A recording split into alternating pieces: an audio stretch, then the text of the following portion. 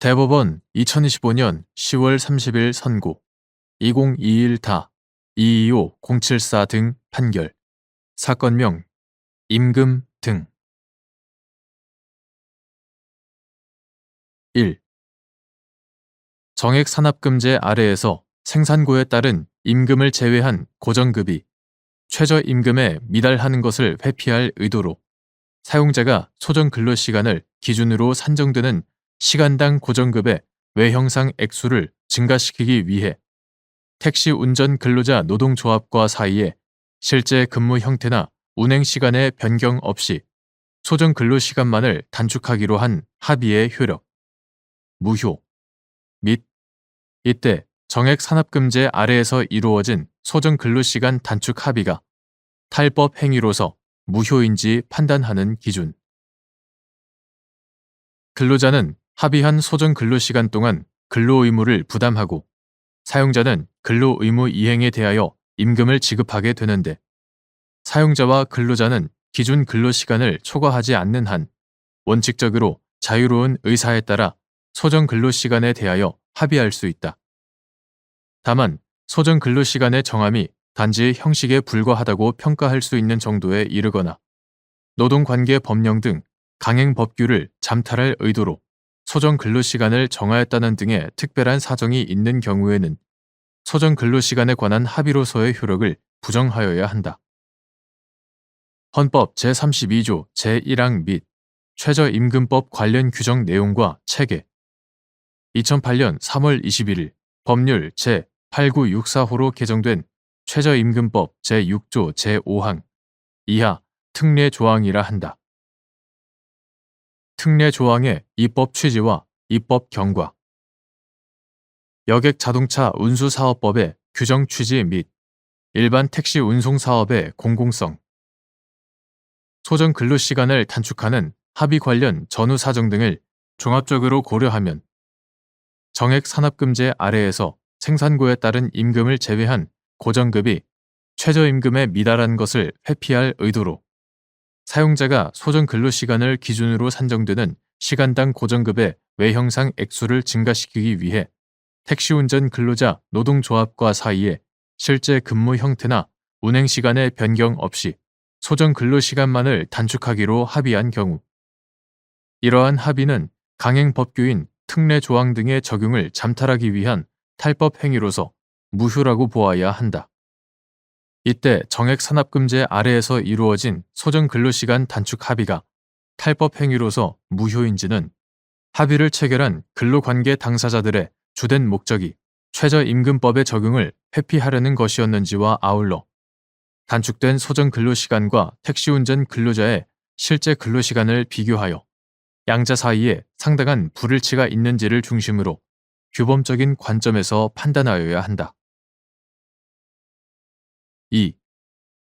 2008년 3월 21일 법률 제8964호로 개정된 최저임금법 제6조 제5항이 시행된 이후 신설된 택시회사가 소정근로시간을 처음 정한 경우에도 소정근로시간을 정한 근로관계 당사자들의 주된 목적이 최저임금법의 적용을 회피하는 것이었고 소정근로시간과 택시운전 근로자의 실제 근로시간 사이에 상당한 불일치가 있다면 이러한 소정근로시간의 정함은 탈법 행위로서 무효라고 보아야 하는지 여부, 적극 및 이는 기존 택시 회사가 위 조항의 시행 이후에 새로운 근무 형태를 도입하면서 그에 대한 소정근로시간을 처음 정한 경우에도 마찬가지인지 여부, 적극 정액산업금제로 운영되는 택시 회사가 기존의 소정근로시간을 단축한 경우뿐 아니라 신설회사가 2008년 3월 21일 법률 제8964호로 개정된 최저임금법 제6조 제5항 이하 특례 조항이라 한다. 특례 조항이 시행된 이후 소정근로시간을 처음 정한 경우에도 소정근로시간을 정한 근로관계 당사자들의 주된 목적이 최저임금법의 적용을 회피하는 것이었고 소정근로시간과 택시운전 근로자의 실제 근로시간 사이에 상당한 불일치가 있는 때에는 이러한 소정근로시간의 정함은 탈법 행위로서 무효라고 보아야 한다. 이는 기존 택시 회사가 특례 조항의 시행 이후에 새로운 근무 형태를 도입하면서 그에 대한 소정 근로시간을 처음 정한 경우에도 마찬가지이다. 3. 근로관계 당사자 사이의 소정 근로시간 단축 합의가 2008년 3월 21일 법률 제8964호로 개정된 최저임금법 제6조 제5항 등의 적용을 잠탈하기 위한 탈법 행위에 해당하여 무효인 경우, 종전의 단체 협약, 취업 규칙 등에서 정한 소정 근로시간 조항이 적용되는지 여부, 원칙적 적극. 종전의 소정 근로시간 조항에서 정한 근로시간이 일주 40시간 또는 일일 8시간을 초과하는 경우, 그 초과 시간이 최저임금액 이상의 임금을 지급해야 하는 시간에 해당하는지 여부, 소극. 및 근로자와 사용자가 종전 단체 협약을 통하여 실제 연장 근로시간과 관계없이 초과 시간을 연장 근로시간으로 간주하는 내용의 합의를 하였으나 그 후 새로운 단체 협약을 통하여 소정 근로시간을 단축하기로 합의하였을 뿐 종전의 간주 근로시간 합의를 유지하지 않은 경우, 소정 근로시간 단축 합의가 최저임금법 제6조 제5항 등의 적용을 잠탈하기 위한 탈법 행위에 해당하여 무효라는 사정만으로 종전 단체 협약의 간주 근로시간 합의가 그대로 적용되는지 여부, 소극. 근로관계 당사자 사이의 소정 근로시간 단축 합의가 2008년 3월 21일 법률 제8964호로 개정된 최저임금법 제6조 제5항 이하 특례 조항이라 한다. 특례 조항 등의 적용을 잠탈하기 위한 탈법 행위에 해당하여 무효인 경우, 그러한 무효 사유의 특수성, 단체 협약 실효의 법리, 취업 규칙의 법 규범성 등에 비추어 종전의 단체 협약, 취업 규칙 등에서 정한 소정 근로시간 조항이 적용됨이 원칙이고 민법상 무효행위 전환 법리를 전제로 소정 근로시간에 관한 당사자의 가정적 의사를 해석할 것은 아니다. 다만 종전의 소정 근로시간 조항에서 정한 근로시간이 기준 근로시간인 일주 40시간 또는 일일 8시간을 초과하는 경우, 소정 근로시간은 기준 근로시간의 범위 내로 제한되고 그 초과 시간은 최저임금액 이상의 임금을 지급해야 하는 시간 이하 최저임금 지급 대상 시간이라 한다. 최저임금 지급 대상 시간에 해당하지 아니한다. 또한 근로자와 사용자가 종전 단체 협약을 통하여 실제 연장 근로시간과 관계없이 초과 시간을 연장 근로시간으로 간주하는 내용의 합의 이하 간주 근로시간 합의라 한다. 간주 근로시간 합의를 하였으나 그 후 새로운 단체 협약을 통하여 소정 근로시간을 단축하기로 합의하였을 뿐 종전의 간주 근로시간 합의를 유지하지 않았다면 그중 소정 근로시간 단축 합의가 특례 조항 등의 적용을 잠탈하기 위한 탈법 행위에 해당하여 무효라고 하더라도 그러한 사정만으로 종전 단체 협약의 간주 근로시간 합의가 그대로 적용되는 것은 아니다. 그 이유는 다음과 같다. 첫째, 택시운전 근로자의 최저임금에 산입되는 임금에 소정 근로시간 또는 소정의 근로일에 대하여 지급한 임금 외의 임금은 포함되지 않는다. 최저임금법 제6조 제5항 구 최저임금법 시행령 2018년 12월 31일 대통령령 제29469호로 개정되기 전의 것 구 최저임금법 시행령 제5조의 2 단서 제1호 현행 최저임금법 시행령 제5조의 3 제1호도 이와 같다. 여기서 소정 근로시간은 기준 근로시간인 일주 40시간 및 일일 8시간의 범위 내에서 근로자와 사용자가 정한 근로시간을 뜻한다. 근로기준법 제2조 제1항 제8호 제50조 그러한 최저임금 법령의 규정 내용과 취지를 고려하면 근로자와 사용자가 정한 일주의 근로시간이 40시간을 초과하거나 일일의 근로시간이 8시간을 초과하는 경우 그 초과 부분인 연장 근로시간은 다른 특별한 사정이 없는 한 최저임금 지급 대상 시간에 포함되지 아니한다. 이는 일을 근무하고 그 다음날 쉬는 격일제 근무 형태에서도 마찬가지이다. 둘째, 특례 조항은 근로 의무를 부담하기로 합의된 소정 근로시간에 대응하여 지급되는 통상적이고 기본적인 고정급을 최저임금 수준 이상으로 높이는 것에 취지가 있다.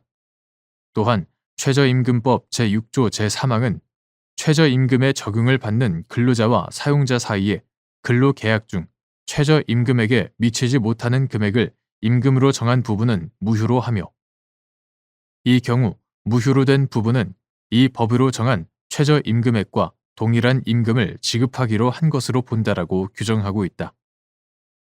소정 근로시간 단축 합의가 특례 조항 등의 적용을 잠탈하기 위한 탈법 행위로 무효라 하더라도 최저임금법 제6조 제3항에 따라 무효가 되는 것은 원칙적으로 최저임금 지급 대상 시간인 소정 근로시간 등에 관한 부분에 한정된다.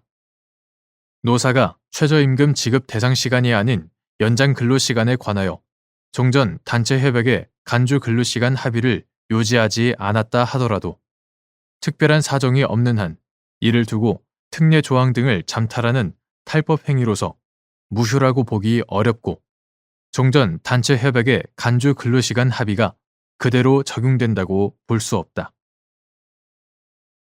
4.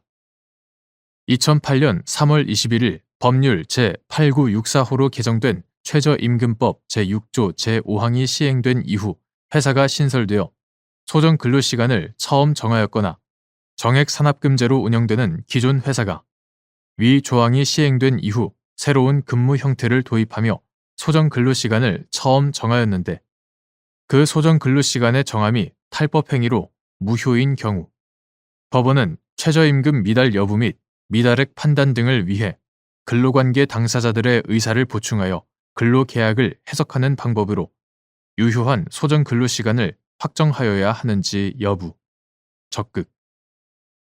이때 기존 근무 형태와 비교하여 새로운 근무 형태의 실제 근로시간이 감소되지 않았다면 새로운 근무 형태에 관한 유효한 소정 근로시간을 확정하면서 기존 근무 형태에 관한 종전의 소정 근로시간 조항의 내용을 우선적으로 고려하여야 하는지 여부, 적극.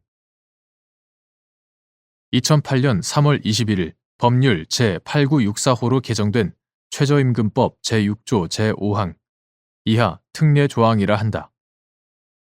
특례 조항이 시행된 이후 회사가 신설되어 소정 근로시간을 처음 정하였거나 정액 산업금제로 운영되는 기존 회사가 특례 조항이 시행된 이후 새로운 근무 형태를 도입하며 소정 근로시간을 처음 정하였는데, 그 소정 근로시간의 정함이 탈법 행위로 무효인 경우가 있다. 그와 같이 근로계약, 취업규칙, 단체 협약 등의 소정 근로시간에 관한 유효한 정함이 없는 경우 법원은 최저임금 미달 여부 및 미달액 판단 등을 위해 근로관계 당사자들의 의사를 보충하여 근로계약을 해석하는 방법으로 유효한 소정 근로시간을 확정할 필요가 있다. 이때 보충되는 당사자의 의사는 당사자의 실제 의사 또는 주관적 의사가 아니라 계약의 목적, 거래 관행, 적용 법규, 신의칙 등에 비추어 객관적으로 추인되는 정당한 이익 조정 의사를 말한다. 또한 기존 근무 형태와 비교하여 새로운 근무 형태의 실제 근로시간이 감소되지 않았다면 새로운 근무 형태에 관한 유효한 소정 근로시간을 확정하면서는 기존 근무 형태에 관한 종전의 소정 근로시간 조항의 내용을 우선적으로 고려하여야 한다. 근무 형태의 변경에도 불구하고 실제 근로시간이 감소되지 않았다면 근로자는 적어도 종전의 소정 근로시간에 상응하는 근로 의무를 부담하고 있다고 봄이 합리적이기 때문이다. 5. 갑 택시 회사의 단체 협약에서 1일 2교대제 근무 형태의 1일 근로시간을 8시간, 격일제 근무 형태의 1일 근로시간을 16시간으로 정하였다가 2008년 3월 21일 법률 제8964호로 개정된 최저임금법 제6조 제5항이 시행된 후 노동조합과 체결한 임금협정에서 1은 1차제 근무 형태의 1일 소정 근로시간을 2시간 15분, 격일제 근무 형태의 1일 소정 근로시간을 4시간으로 정하면서 1일 2교대제 근무 형태는 더 이상 운영하지 않았는데 위 소정 근로시간 합의가 최저임금법 제6조 제5항 등의 적용을 잠탈하기 위한 탈법 행위에 해당하여 무효인 경우에 각 회사의 택시 운전 근로자들에게 적용되어야 할 소정 근로시간이 문제된 사안에서 격일제 근무 형태의 1일 소정 근로시간은 종전에 단체 협약에서 정한 1일 근로시간 16시간 중 기준 근로시간인 8시간으로 보아야 하고 1인 1차제 근무 형태의 경우에는 근로관계 당사자들의 의사를 보충하는 방법으로 유효한 소정 근로시간을 확정하여야 하는데 종래의 단체 협약에서 1일 2교대제의 1일 근로시간을 8시간으로 정하고 있었다는 점을 우선적으로 고려하여야 한다고 한 사례.